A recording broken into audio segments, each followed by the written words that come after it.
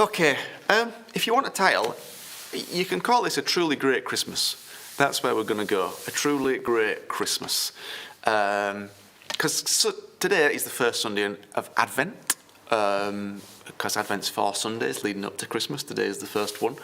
And I do like to kind of share a little bit about this time, because I still think that for many of us, we get way too caught up in the culture around us rather than the culture of the kingdom. And I think we should do that. By the way, I've just realised I've still got my hoodie on, but that's because it's freezing in here. And also 2 weeks ago, Ali said, "Adam, you will never preach in a hoodie." And I went, okay, challenge accepted. So, and I'm also not going to freeze to death because it's really cold, despite the heater behind me.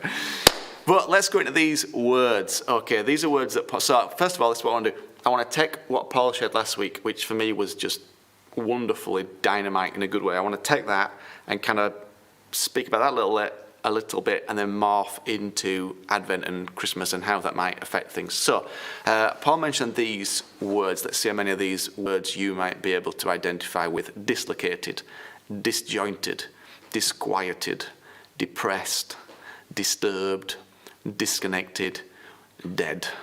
Now, hopefully physically you're not dead, otherwise that would be a problem.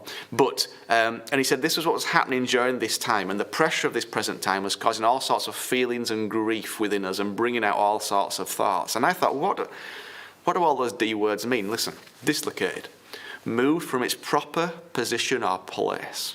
Anybody felt like you've been moved from your proper position or place? Disjointed, lacking a coherent sequence or connection. Well, there's a number of things that I can look at and think they lack a coherent sequence or connection. Disquieted, worried, uneasy.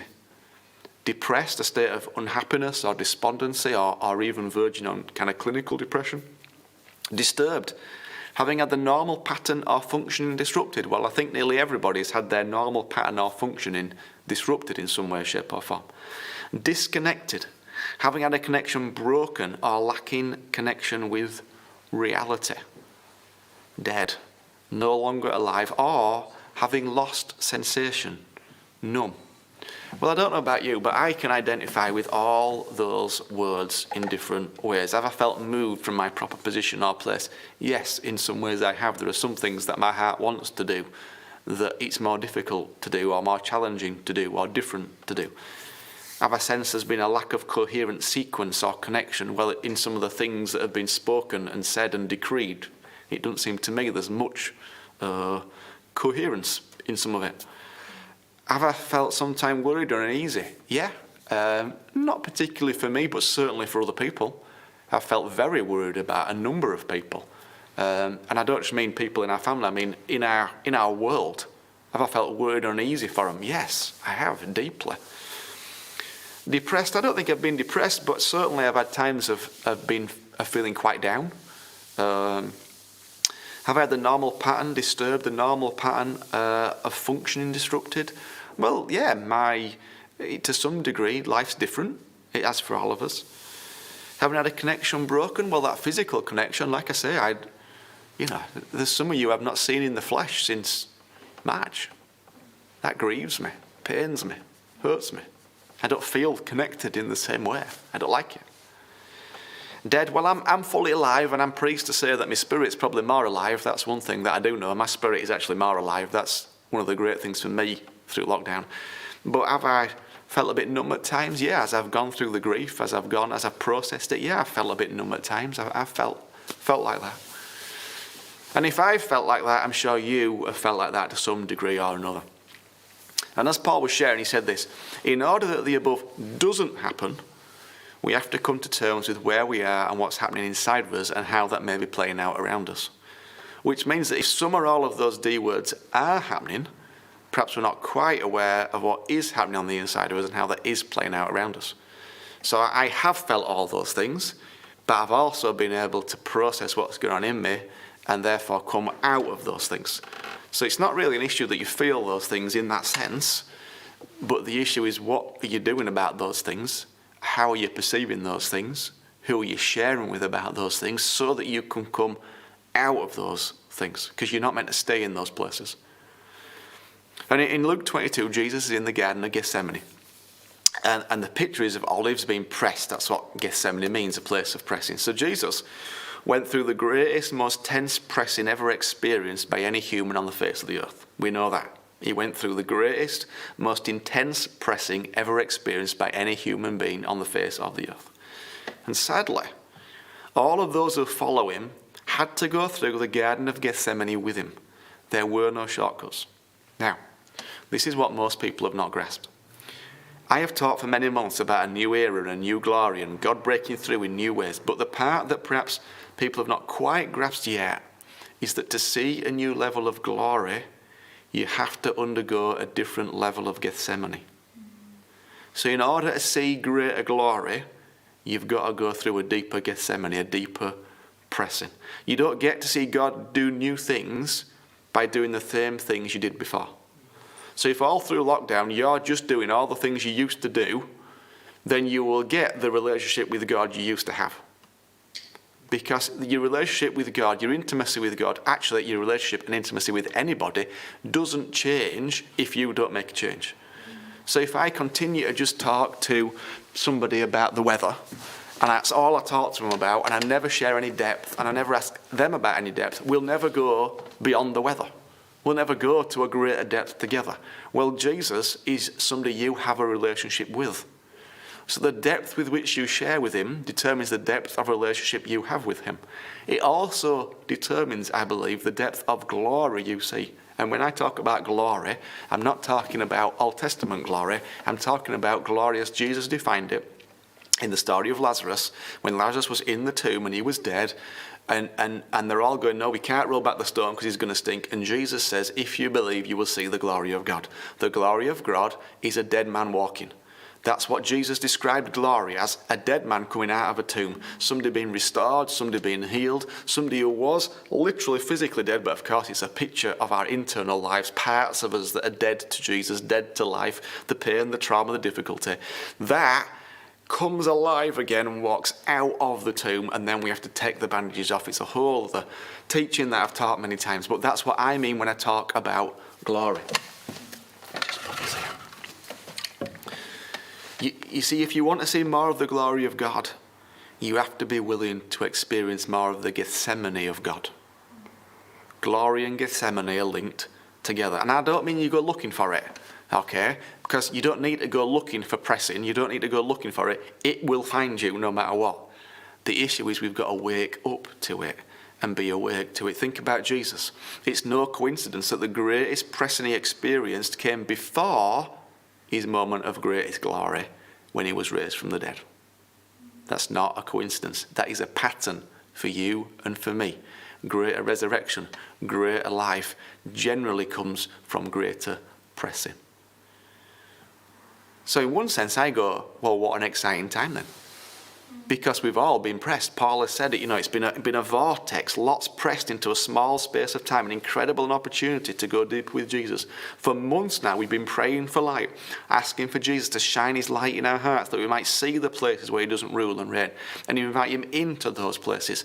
So I don't look at this time and go, oh, what a terrible time. I go, okay, well, if we're going to see more glory, then we've been through a deeper Gethsemane. That means automatically, if we go through it, then the other side is a greater glory. The other side is God working in greater depths in our lives, through us, in us, around us, if we go through it. And of course, it's about identifying those things, being awake to those things, and actually being willing to go through it, not just sit in it. Because some people, they just sit in Gethsemane. They don't walk through Gethsemane. But we have to walk through it by looking at what Jesus is telling us, all the things that we've taught over months and years, really. But if you go through it, you come out the other side into greater glory. And I'm aware of lots of people where God has done just that. He has shone his light, and it's been a painful time, a difficult time, a challenging time, because to dare to look on that which has been in the dark for so long is challenging, painful, and difficult. But it is also the way we allow more of the light of Jesus into our lives. It's the way to glory. The way to more glory is through Gethsemane. There are no shortcuts. There just are. But the glory that we are going to see for those who go through the pressing, that is going to be at a whole new level. Honestly, I've been saying it for a while about this new era. I am utterly assured that we are going to hit new levels of God. I know for me personally, I am seeing things I've never seen before in terms of words of people, in terms of praying for people, in terms of freedom that's coming for people, in terms of my own kind of depth of walk with God. I'm seeing all those things. But I know that's because I have gone through the pressing into the other side. And of course, you don't just do it once, it's a continual journey. But I know that when you go through it, you get to see the good stuff. Of course, the spirit is willing, but the flesh is weak. So your spirit's willing, but your flesh is weak.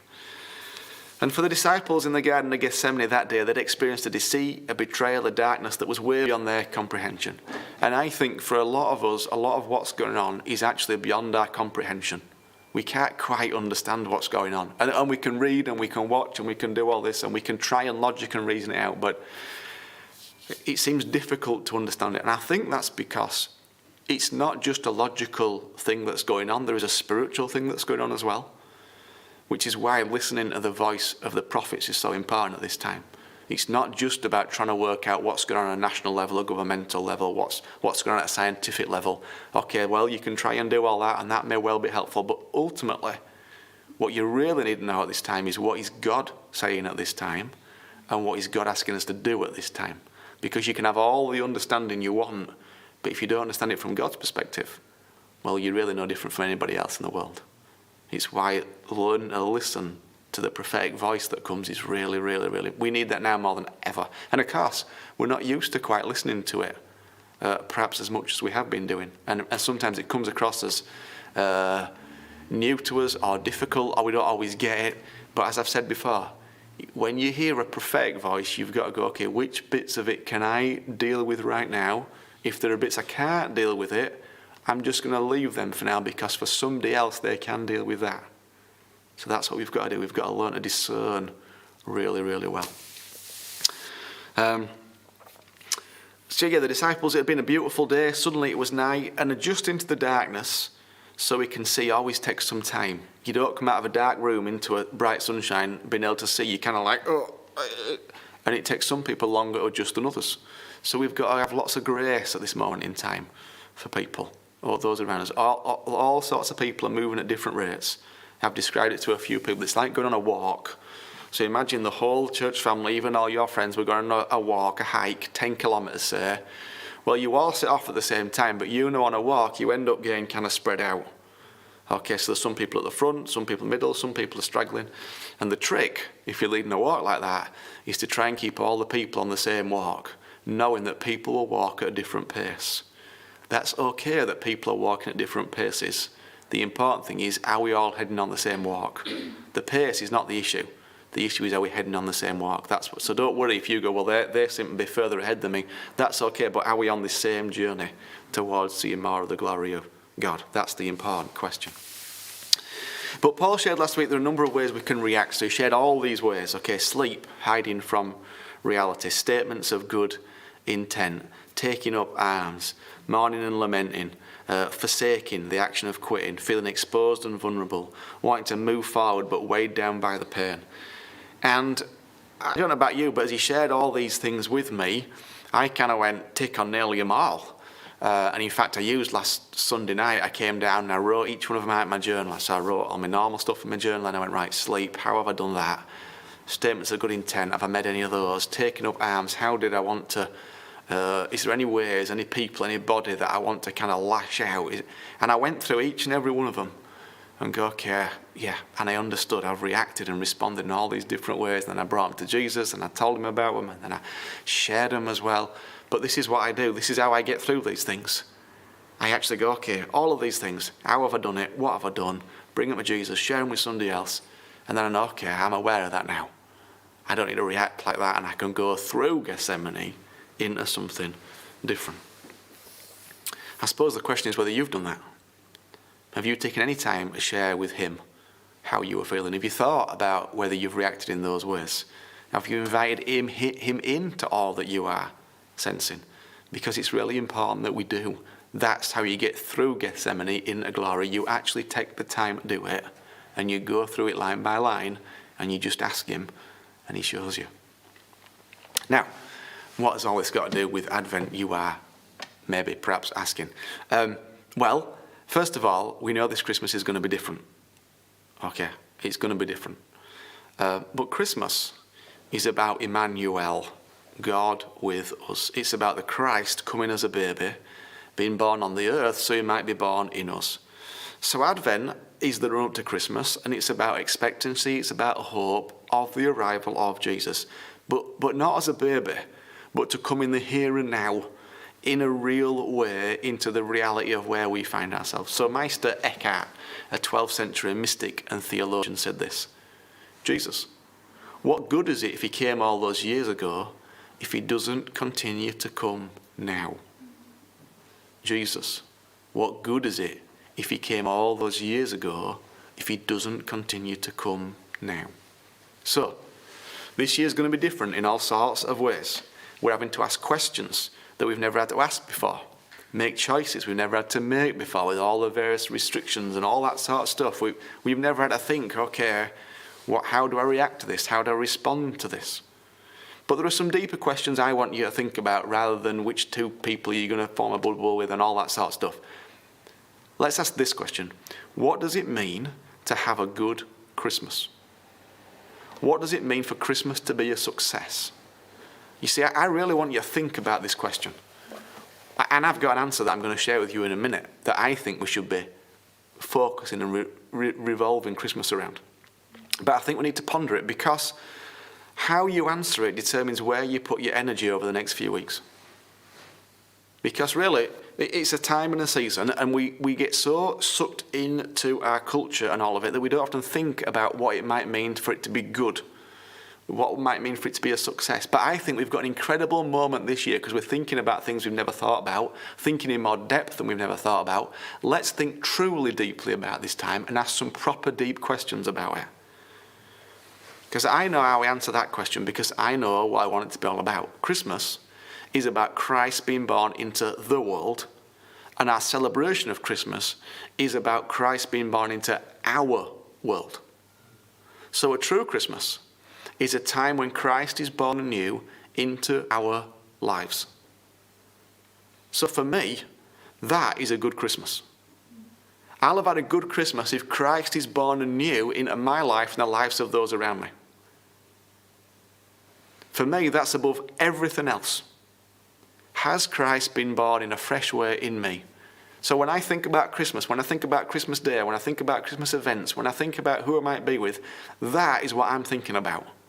That's my uppermost priority. Before anything else, that's what I am going to make my priority and my vision for this next month.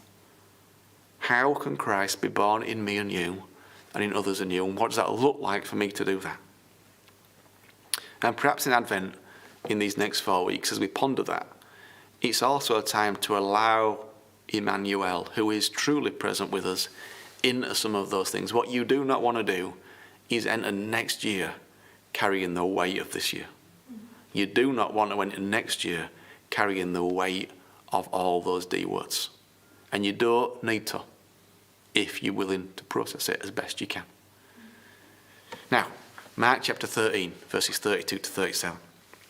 The words that generally get thought of as about Jesus' kind of bodily return at the end of the age, but I think they're actually about his arrival every day. He says this: concerning that day and exact hour, no one knows when it will arrive, not the angels of heaven, not even the Son, only the Father knows. This is why you must be waiting, watching and praying, because no one knows when that season of time will come. For those days can be compared to a man who was about to leave on a journey. But before leaving, he placed his servants in charge and gave each one to work to do while he was away. Then he commanded the watchman to be on guard at all times. So I say to you, keep awake and alert, for you have no idea when the master of the house will return, in the evening, at midnight, at 4 o'clock in the morning, or at dawn. Be alert, for he's coming suddenly, and may find you sleeping. And what I say to the 4 of you, I say to everyone, be awake at all times. Now again, so this is kind of known as, okay, it's about when Jesus is going to come back, but it's also about the arrival of Jesus in your life. And you do not know the time or the season when Jesus will show up. And the warning, be alert, for he's coming suddenly, and may find you sleeping. I don't mean physically sleeping. I mean sleeping in a way that you are not alert to his presence around you, in you, and through you, and because of you. You've got to be alert to it. You notice as well, in the parable, he only gave each servant work to do while he was away. What work have you done? What time have you spent? What opportunity have you given him? Have you done any work? Spent any time so you are alert to his coming? You see, when it comes to Christmas, we have these expectations, and all too often they just don't come true. Some of us have ridiculous expectations of Christmas, honestly. And it's just not biblical at all. It's just not biblical. I mean, there's nowhere in the Bible it even talks about it. Really, we should be making a much bigger deal of Easter than we do Christmas. A much bigger deal. We really should. Yeah. Why we make such a big deal of eating certain food on a certain day around a certain table, I have no idea, but I'm telling you, it's completely unbiblical. And we've really got to just give that up, some of us. God is not that bothered that you have a Christmas dinner on Christmas Day.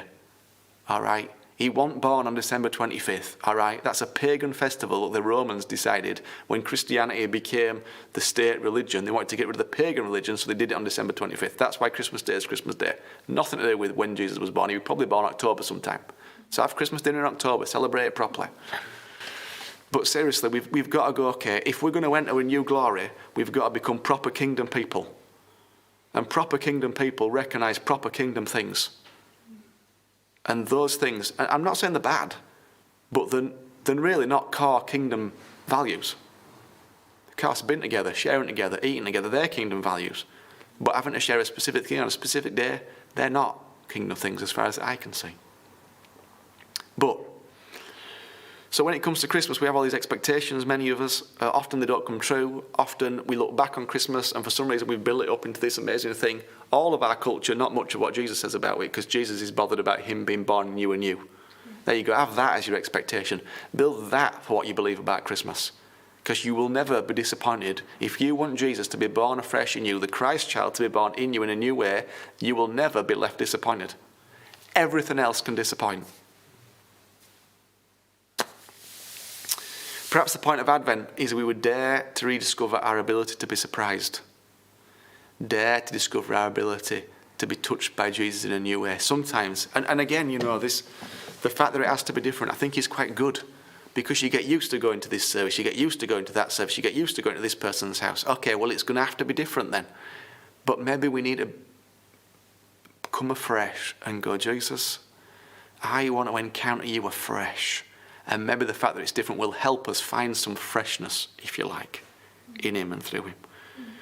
Perhaps the thought of all the various restrictions, all the decisions you've got to make, the conversations you might feel you've got to have, suck all the life and desire out of it. But forget all the commercial nonsense. Forget the ridiculous pressure. And remember, Christmas is about the Christ child being born in you today. This is not a one-off event. It's a lifetime of daily events. And if we're not careful, we might miss those moments when God was speaking to us. We miss his birth in us, as it were. Of course, he may not come as we'd want him to. He may not come in the manner we want him to. He may not come at the time we would want him to. But he will come. He desires to live more fully in you and reveal himself more fully in you. The mystic writer Edward Hayes wrote this: take time, slow down, be still, be awake to the divine mystery that looks so common and so ordinary, yet is so wondrously present. Beautiful.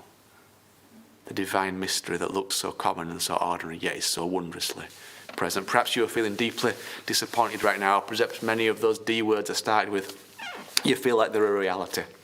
Well, one of the issues with our disappointment is that Jesus sometimes looks so common and ordinary. We have as a Western church made church and Jesus, we've hyped him up somehow. We've made it so you have to have the lights and you have to have the cameras and the smoke machines and that's the kind of... But Jesus is much more seen in the ordinary. You remember the story of Elijah? He wasn't in the thunder. He wasn't in the lightning. He was in the still, small voice. That's where he lives most of the time. But perhaps we need to take time, slow down, be still, and be awake to the divine mystery. Some of us are so weighed down by all those D words that we don't quite manage it. I was really struck by Paul's thoughts last week when he shared about Peter. You remember, Peter's in the boat and he's fishing, Jesus is on the shore, and it says Peter putting his outer garment. And Paul suggested that perhaps that's because in his heart, Simon Peter believed he could walk on the water like he'd done before. But the weight of everything was so heavy, even though his heart's desire was to walk on the water and run to Jesus, the weight of the pain just kind of made him sink. Made him sink. I guess I could relate to that. There's been times when I've wanted to just run for it. But the weight of all that's gone on, the weight of my own experience and the weight of everybody else's experience that I see and hear about, just got so heavy that even though in my heart I wanted to run on the water, I just sank. But listen, that's why we've got to give these things over to him. And listen, so just that last week, I'd gone on my day off. I have Thursday as a day off these days. On my day off, I'd walked 12K around Swinsty and Fewston with a dog, just praying, pondering. I'd done all that, all right? So I'd had all that time. This is before Paul spoke. And then he spoke. And then I came down here on Sunday night. I had another hour and a half just journaling. Now, if I need to do that, we all need to make some time and space to do it. Whatever works, whatever. It might not be, for me, I like writing. I'm a writer. I like it. You might have to talk it out. Okay, find somebody and talk it. You might draw it. You might sing it. You might art it. I don't know what that means. Create some art about it. I don't know, but listen, let us take time, slow down, be still and be awake to the divine mystery. Listen. We start with these words: dislocated, disjointed, disquieted, depressed, disturbed, disconnected. You don't want to enter the new year. You don't even want to enter the Christmas time feeling like that.